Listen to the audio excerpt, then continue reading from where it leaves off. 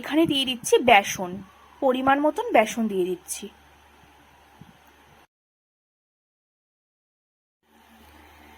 বেসন দিয়ে ভালো করে এটাকে মেখে নিচ্ছি। তারপর এর মধ্যে আমি আদা রসুনের পেস্ট দিয়ে আবার এটাকে ভালো করে মিক্স করে নেব।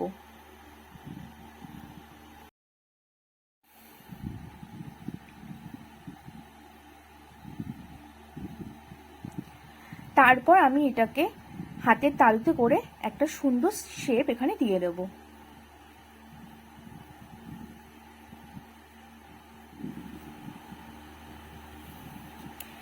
এইভাবে আমি প্রত্যেকটাকে এরকম করে শেপ দিয়ে নিলাম।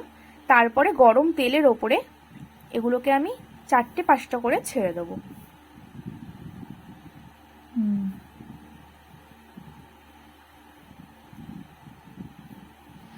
ভালো করে মুচমুচো করে এটাকে ভেজে নিয়েছি। তারপরে রেডি গরম গরম ডিমের কাটলেট।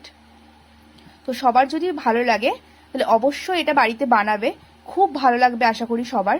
তো যদি ভালো লাগে ভিডিওটা তাহলে লাইক, কমেন্ট, শেয়ার করো আর চ্যানেলটাকে অবশ্যই সাবস্ক্রাইব করো। Thanks for watching.